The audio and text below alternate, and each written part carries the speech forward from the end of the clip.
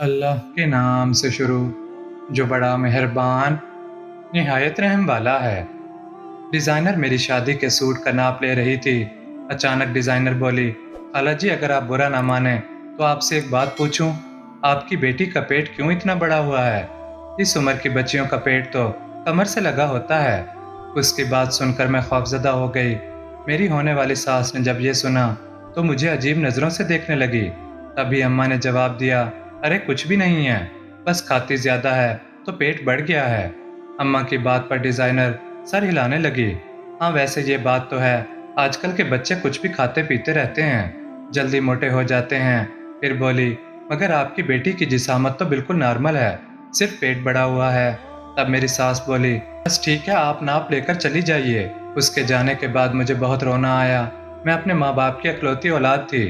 मैंने बहुत अमीर घराने में आंख खोली थी, मगर मेरे माँ बाप, उनके पास तो मेरे लिए वक्त ही नहीं था। अब्बा भी नौकरी करते थे, अम्मा किसी ऑर्गेनाइजेशन के साथ काम करती थीं। वो मुझे अकेला छोड़ जाती थीं। मैं छोटी सी थी, मगर मामा को मेरा कोई ख्याल नहीं था। उन्हें बस अपने काम से मतलब था। मैं जैसे जैसे बड़ी हो रही थी, अच्छे बुरे में फ़र्क समझने लगी थी। जब भी सारा दिन अपने आप को कमरे में बंद करती, मगर अपना घर था, कब तक कमरे में बंद रहती। दिल चाहता कि जाकर लॉन में खेलूं, मगर वहाँ पर कोई न कोई नौकर आ जाता और उनकी निगाहें मुझसे बर्दाश्त नहीं होती थीं। मैंने कई बार अपनी अम्मा से बात करने की कोशिश की, मगर उन्होंने मेरी बात कभी नहीं सुनी। रात को देर से घर आती। खैर इसी तरह वक्त गुजरता गया।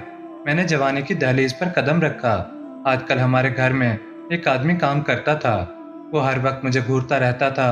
उसकी वजह से मैं बाहर नहीं निकलती थी।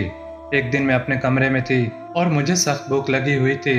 मैं उस आदमी की वजह से कमरे से नहीं निकल पा रही थी, मगर काफ़ी देर के बाद जब मुझे लगा कि कमरे के बाहर कोई मौजूद नहीं है, तो मैंने आहिस्ता से दरवाज़ा खोला। अजब बात थी, अपने ही घर में फूंक फूंक कर कदम रखती थी। हालांकि लड़कियां माँ बाप के घर में आज़ादी से फिरती हैं। जैसे ही किचन में पहुंची, देखा वही नौकर वहां बैठा हुआ है। मुझे देखकर मुस्कुराने लगा। आओ बेटी बैठो, तुम्हें क्या चाहिए? मुझे भूख लगी है, कुछ खाने को दे दें। अरे बेटा तुम यहाँ क्यों आ गई? तुम जाओ अपने कमरे में, खाना तुम्हारे लिए मैं लेकर आता हूँ। उसके कहने पर मैं अपने कमरे में चली गई। जब उसने दरवाज़ा बजाया, मैंने दरवाज़ा खोला तो उसके हाथ से ट्रे लेते ही उसने दरवाजे को ज़ोर से धक्का दे दिया। वो कमरे के अंदर आ गया और मुझसे बदतमीजी करने लगा। मैंने कहा, मैं अपनी माँ से शिकायत करूँगी। हंसकर बोला, तुम्हारी माँ को अपना होश नहीं तो अपनी बेटी का क्या ख्याल होगा? इस वाक़े का मैंने अपनी अम्मी को नहीं बताया था। मुझे यकीन हो गया था कि मेरी माँ बेहिस्सी की आखिरी इंतहा पर है। 2 दिन मैं अपने कमरे से नहीं निकली, बुखार में पड़ी हुई थी, मगर मेरे माँ बाप को मेरी कोई परवाह न थी। तीसरे दिन जब मामा ने मुझे देखा, बोली, अरे बेटी क्या हुआ है? आज सोमवार है, क्या तुमने स्कूल नहीं जाना? अम्मा की बात सुनकर आबिद घबरा गया। बहाना बनाया कि आज तो इनकी छुट्टी है। शायद वो बता रही थी कि वो सोमवार को नहीं जाएगी। ओह अच्छा। मामा अपने फ़ोन और नाश्ते में बिजी हो गई थी, जबकि शाम होने से पहले आबिद हमारे घर से जा चुका था। उसे एहसास हो गया था कि उसने अपने मालकों से नमक हरामी की है। अगर अम्मा अब्बा को पता लगता तो यकीनन उसका बुरा हशर करते। मुझे पता चला कि अब वो चला गया है तो मैंने कुछ सुकून का सांस लिया, मगर मैं रोज़ सुबह स्कूल ड्राइवर के साथ ही जाती थी। मेरे माँ बाप के ढीले मिजाज का अंदाज़ा घर के हर मुलाजिम को था। सो उन लोगों की निगाहों में कोई शर्म हया नहीं थी। ड्राइवर की नज़रों से मुझे घिन आती, मगर मैं अम्मा को कहती तो वो हमेशा कहती कि तुम पर एतमाद की कमी है। अगर तुम अपने घर के नौकरों से डरोगी तो कल को दूसरे लोगों का सामना कैसे करोगी? मैं बहुत परेशान रहने लगी और पढ़ाई पर भी बुरा असर पड़ा। मेरा रिजल्ट भी बहुत ख़राब आया। टीचर ने मुझे डांटा कि तुम न जाने कहाँ खोई रहती हो, क्लास में भी तुम्हारी तवज्जो नहीं होती। खैर दिन गुजरते जा रहे थे। एक दिन मामा ने मुझे रोते देख लिया, मुझसे दरियाफ्त किया। मैंने उन्हें अपने ऊपर बीती एक एक लम्हे की दास्तान सुना दी। पहले तो उन्हें यकीन नहीं आया।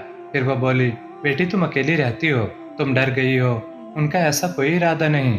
मैं उन सब लोगों को अच्छी तरह जानती हूँ, लेकिन फिर भी अगर तुम्हें डर लगता है तो मैं तुम्हारी निगरानी के लिए एक नौकरानी रख लेती हूँ, ताकि वो मेरी निगरानी करे और मेरा दिल बहलाए। नौकरानी में ना ही माँ जैसी ममता होती है और ना ही उस जैसी फिक्र। वो तो बस मुझसे जान छुड़ाती, उन लड़कों को धमकियाँ देती और फिर उनसे पैसे बटोरती। मेरी नौकरानी भी उन लड़कों से मिल गई थी, मगर कुछ दिन से मेरी तबीयत खराब रहने लगी थी। नौकरानी समरीन ने अम्मा को मेरी तबीयत के बारे में बताया। उन्होंने मेरी हालत देखी तो ख्याल करने की बजाय समरीन को बहुत डांटा। और मुझे डॉक्टर के पास ले गई। डॉक्टर ने मेरा चेकअप किया और कुछ चुप सा हो गया। क्या हुआ डॉक्टर साहब, बच्ची ठीक तो है ना? मैम कुछ समझ में नहीं आ रहा, बेहतर होगा आप किसी गायनाकोलॉजिस्ट से रब्ता करें। क्यों डॉक्टर साहब, आखिर क्या मसला है? अम्मा परेशान हो गई। नहीं मैडम, मुझे कुछ और शक पड़ रहा है, मगर मैं कहना नहीं चाहता। बेहतर है कि आप इन्हें किसी लेडी डॉक्टर के पास ले जाएं। फिर मामा मुझे फौरन ही लेडी डॉक्टर के पास ले गई। उसने चेकअप करके बताया कि मैं उम्मीद से हूँ। ये एक ऐसा धमाका था जिसके बारे में अम्मा ने सोचा भी नहीं था।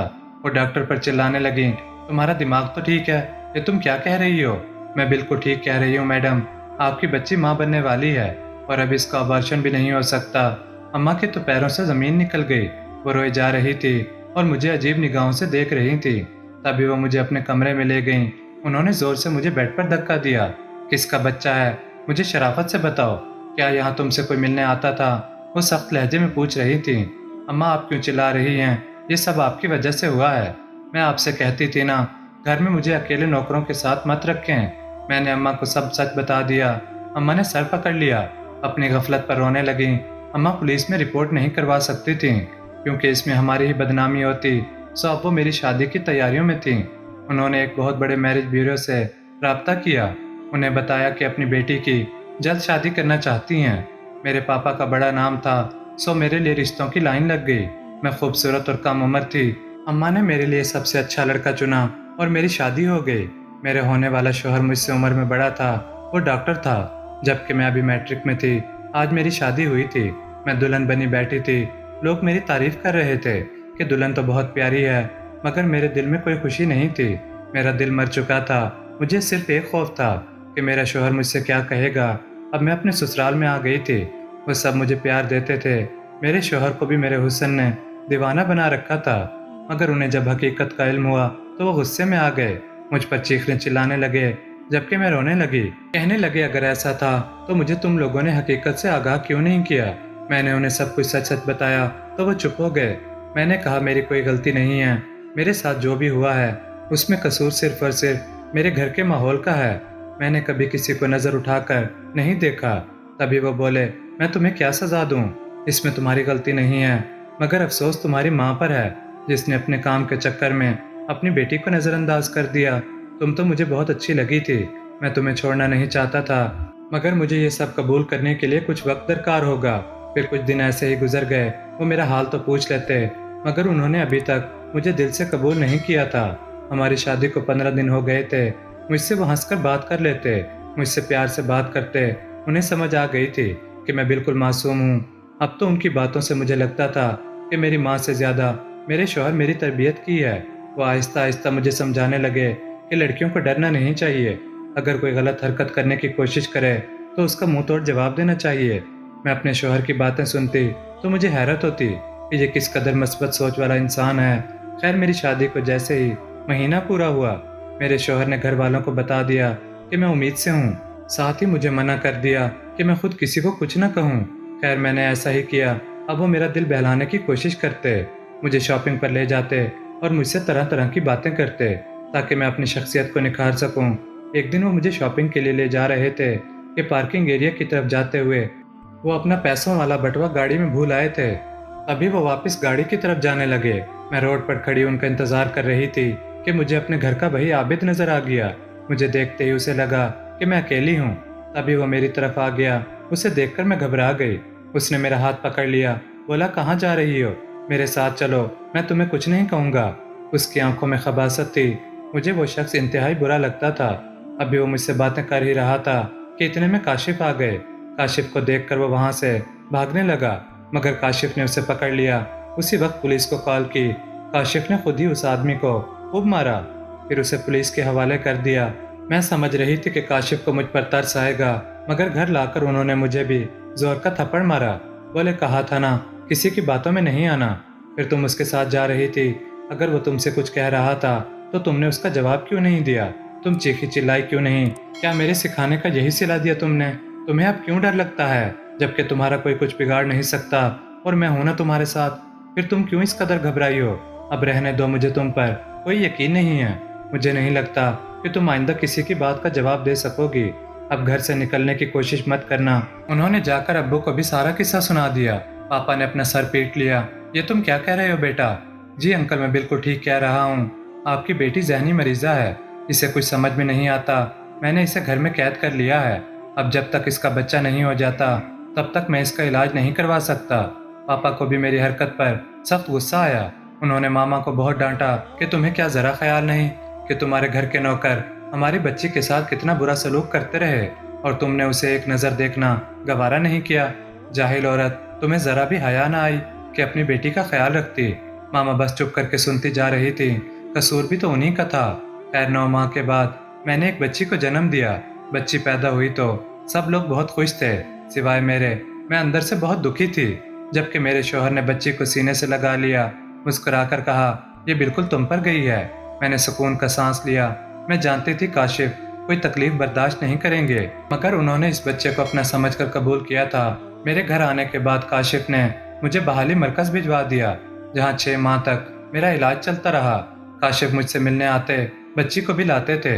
मैं उन्हें देखकर खुश होती थी, मगर मामा पापा जब भी आते मैं उनसे मिलने से इनकार कर देती। आज मुझे यहाँ आए हुए 6 माह हो चुके थे। डॉक्टर्स बहुत खुश थे, मैं बिल्कुल ठीक हो चुकी थी। मेरी सारी रिपोर्ट्स ठीक थीं। कुछ देर में काशिफ और मेरे घर वाले मुझे वहाँ से लेने आ गए। मैं घर पहुंची तो घर वालों ने घर फूलों से सजा रखा था। मेरे आने की खुशी में उन्होंने मेरा शानदार इस्तकबाल किया। मेरी आंखों में खुशी के आंसू थे। मैंने काशिफ को देखकर कहा, काशिफ, खुदा आप जैसा शौहर हर औरत को दे जो अपनी बीवी के ऐबों पर पर्दा डाले और हकीकी मायनों में उसका लिबास बनकर दिखाए। काशिफ मुझे देखकर मुस्कुरा दिए। उनकी मुस्कुराहट में मुझे दुनिया भर की मोहब्बत नजर आई। और आखिर में हम सब दुआ करते हैं, अल्लाह ताला हमारा खात्मा ईमान पर फरमाए और हमें अपनी रज़ा में राज़ी कर दे। आमीन सुम्मा आमीन।